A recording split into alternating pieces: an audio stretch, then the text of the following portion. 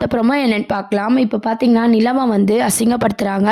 2 பேரும் வந்து ஷேர் குடுத்து ஜாயின் பண்ணியிருக்காங்க. நிலா மட்டும் ஓசில ஜாயின் பண்ண மாரி வந்து பார்ட்னர்ஷிப்ல ஜாயின் பண்ண விஷயத்த வந்து பேசி வந்து ரொம்பவே வந்து நிலாவ அவமானப்படுத்துறாங்க. நிலா வந்து ரொம்ப ஃபீல் பண்ணி நம்ம சோழன் கிட்ட அழுததுனால, அவரு என்ன பண்றாருன்னா, ஆல்ரெடி நம்ம ப்ரொமோல பார்த்த மாரி தான் அண்ணாச்சி அவர்கிட்ட வந்து காசு கேட்குறாங்களா, அவரு வந்து குடுக்காததுனால பார்த்தீங்கன்னா, அவர் எடுத்து வைக்கிற பணத்த வந்து 5,00,000 வந்து சோழன் வந்து எடுத்துடுறாரு. எடுத்துட்டு போய் இந்த மாரி வந்து யார் பேசினாரோ அவர்கிட்ட குடுத்து, இந்த மாரி காசு இல்லாதவங்கள இப்படி கொச்சப்படுத்தி பேசாதீங்க அப்படின்ற மாரி சோழன் வந்து டயலாக்லாம் பேசிட்டு இருக்காரு. அது மட்டும் இல்லாம டேலண்ட்ட பாருங்க. நிலாக்கு எவ்வளோ டேலண்ட் இருக்கு. அவங்க நெனச்சா இதெல்லாம் வந்து ஒண்ணுமே இல்ல. அவங்க திறமைய பாருங்க. காச பத்தி இப்படிலாம் பேசாதீங்க அப்படின்னு சொல்லி ரொம்ப பெருமையா வந்து நிலாவ பத்தி பேசி அந்த காசையும் வந்து குடுக்குறாரு. குடுத்துட்ட பிறகு அவரு வந்து கிளம்பிறாரு. இந்த விஷயத்த வந்து நிலா ஃப்ரெண்ட் அங்க இருக்காங்க இல்லையா? அவங்க வந்து கால் பண்ணி நம்ம நிலாவுக்கு சொல்றாங்க. "என்னடி பணம்லாம் ஏற்பாடு பண்ணிட்ட போல. இந்த மாரி உங்க ஹஸ்பண்ட் வந்து குடுத்துட்டு போனாங்க." அப்படின்ற மாரி சொல்லிட்டு இருக்காங்க. உடனே வந்து நிலாவுக்கு ஒண்ணுமே புரியல. சோழன் வந்து காசு இல்லன்னு தானே சொன்னாரு. எப்படி குடுத்தாரு? நம்மளுக்கே சொல்லலையே அப்படின்னு சொல்லிட்டு ஒரே குழப்பத்துல இருக்காங்க. அப்போ பார்த்தீங்கன்னா, நம்ம பல்லவன் எல்லாருமே வந்து வராங்க. எல்லாரும் வரும்போது கேட்குறாங்க. கேட்கும்போது, "என்ன நீ ஏன் டல்லா இருக்கீங்க?" அப்படின்னு கேட்கும்போது, "இல்ல உங்க சோழன் வந்து பணத்த ரெடி பண்ணி குடுத்துருக்காரு. ஆனா அவரு எப்படி ரெடி பண்ணியிருப்பாரு? அவ்ளோ பணத்துக்கு என்ன பண்ணியிருப்பாரு?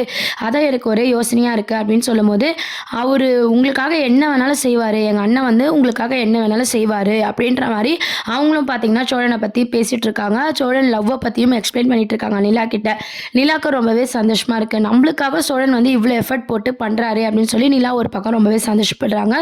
அதுக்கப்புறம் பார்த்தீங்கன்னா, வீட்டுக்கு வராரு சோழன். வீட்டுக்கு வந்ததும் எல்லாருமே வந்து கை குடுண்ண, கை குடுண்ண அப்படின்னு சொல்லி ரொம்ப சந்தோஷமா வந்து கையெல்லாம் குடுக்குறாங்க.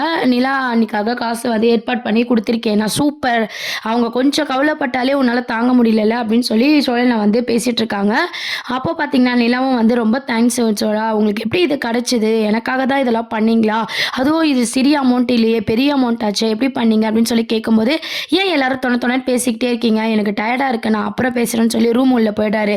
ரூம் உள்ள போயிட்டு சோழன் வந்து அழுவுறாரு. நம்ம வந்து திருடி இருக்கோம். நம்ம அண்ணன் நம்மள எப்படிலாம் வளர்த்துருக்காங்க.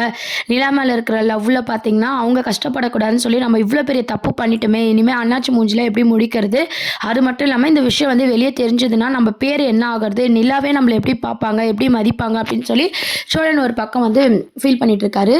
அதுக்கப்புறம் பார்த்தீங்கன்னா, நிலா வந்து "சோழன் ஏன் டல்லா இருக்காரு?" அப்படின்னு சொல்லி சோழன் கிட்ட கேட்டு பார்ப்போம். "என்னாச்சு? ஏன் எப்படி இந்த பணம் கிடைச்சது?" அப்படின்னு சொல்லி நிலா கேள்வி மேல கேள்வி கேட்டுக்கிட்டே இருக்காங்க.